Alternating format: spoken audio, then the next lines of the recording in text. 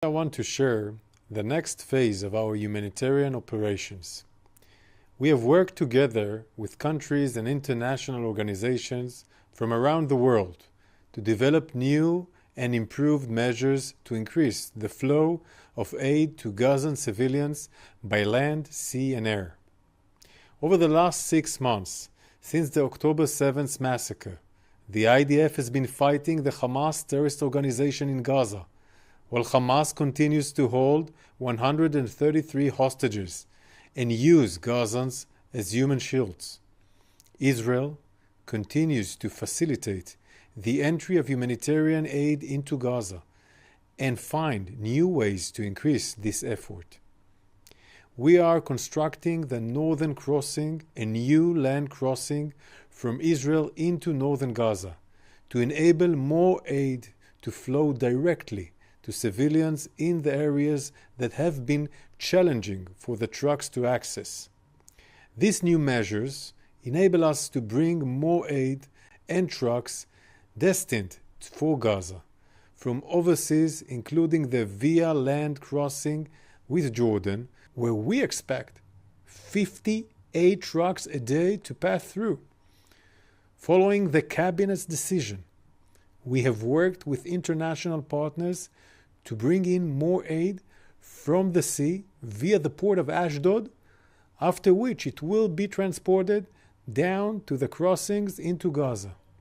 The combination of these new measures means that we expect the daily average of trucks of food, water, medicine, and shelter supplies going into Gaza to go up gradually from 350 per day to around 500 per day. All of these efforts are due to close coordination with international partners and aid organizations to maximize our combined humanitarian efforts. We are cooperating with the United States Central Command in building a temporary floating pier on the coast of Gaza Strip, enabling aid to reach Gaza directly by sea. This humanitarian effort shows the depths of the United States-Israel strategic partnership and the shared values of our two nations. International airdrops of aid into Gaza are also continuing. So far, over 3,600 packages of food and essentials have been coordinated in 62 airdrops by several countries. This coordination is complicated, and it is complicated further by Hamas' ongoing fire, including towards 8 convoys.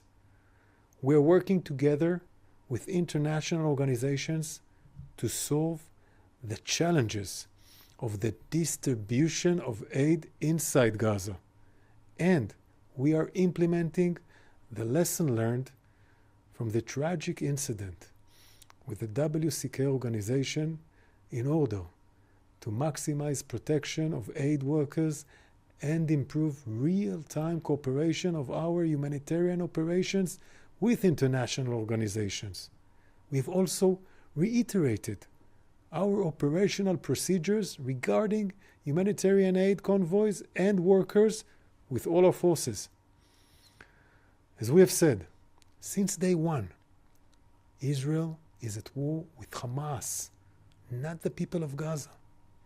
Enabling humanitarian aid to reach Gazan civilians is a key part of our operations. It means that we can strengthen our efforts to bring home all our hostages and dismantle the terror Hamas organization. This week, the IDF troops who were operating against Hamas terrorists in its Khan Yunis stronghold completed their mission and left Khan Yunis. This enables us to prepare for future operations to continue dismantling Hamas. And it also enables Gazans who moved from Khan Yunis to Rafah to return to Khan Yunis. We are working to establish new field hospitals, water, infrastructure, food, and shelter in set areas in central Gaza.